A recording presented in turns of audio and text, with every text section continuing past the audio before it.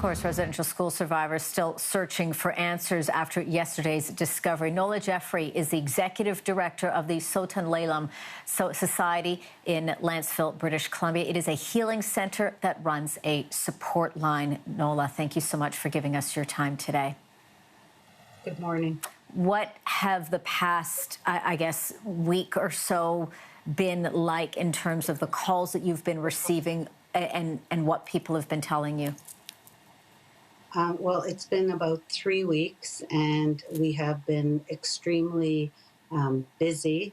Not only our support line, but the Indian Residential School line, the KUOS line, and people are hurt.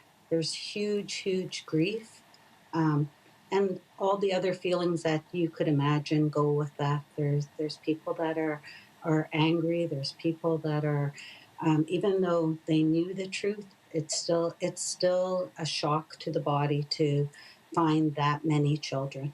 And it's a shock, as you mentioned there, to those that have lived it, as well as to their families who are realizing what their parents or their grandparents may have gone through, many of them not feeling the strength to share these types of stories. What is it that you're trying to do to help them? What we're trying to do is to have an open heart and an open mind, to listen from a loving place, from a caring place, to help them to ground, to process, to allow whatever they're feeling to come up and to come out, and just to be there to support them. Mm-hmm. Hearing what they need, hearing the stories that they're telling you, or just as you say, needing to have that support. What you're hearing from the government, what we're hearing in some cases from the Catholic Church, is that some sense of comfort? Is that the right start they need? Sorry, you know, I can't answer that question for anyone. Each individual needs to answer that question for themselves, but I think the truth has to come out. And that the records have to come out, and that the support needs to be there to find all of those unmarked graves, to identify who those children are, to bring those children home to their families, and for everybody to start healing. And that's Indigenous and non-Indigenous alike, that we need to walk through this together, and we need to support each other and lift each other up, because this impacts everyone. Mm-hmm. Yeah, it certainly does. And I'm just reading some of the comments that you had when you were speaking to our Chase producer on this. One of the concerns that you have is, as we are continuing to talk about this, it is something that unfortunately is in the headlines.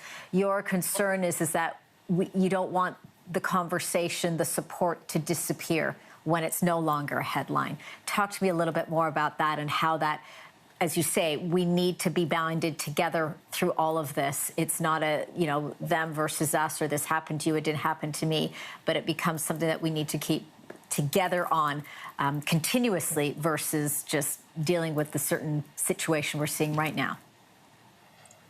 What non-Indigenous people have told me is that they feel a lot of shame and guilt. There's a lot of shame and guilt there. And those are hard feelings to face and to know what to do with that. And I heard the Prime Minister say that we can't go back, we need to go forward. And this is the teachings that have been given by our elders, by our ancestors, that we need to walk forward. And so how do we walk forward in a good way?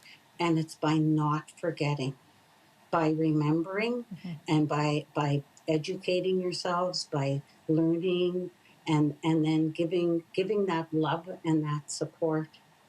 And, I always say to people, all we have to do is look at our children and our grandchildren and know how precious they are.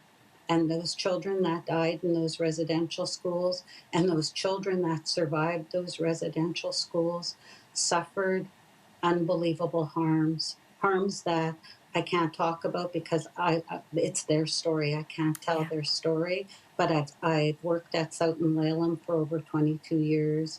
We run a trauma program for survivors and intergenerational survivors. I was part of the TRC within BC and the national TRCs, and I heard their stories over and over again. And I always say those, just recently, those schools weren't schools, because schools are a place where you go to learn, where you're nurtured, where your gifts are brought forward, where you're cared for. And that didn't happen in these places. No. It was exactly the opposite. Yeah, you're right. And we've heard some of them brave enough to tell us some of those stories, and it's just unbelievably shocking. But we appreciate you coming onto our program. We appreciate all the work that you've been doing to help. And you're absolutely right. All of this needs to continue, where we hear their stories, but we continue to embrace and support them, support everyone together. Nola Jeffrey, thank you so much for giving me your time today. Stay well and safe. Thank you. You have a good day. You as well.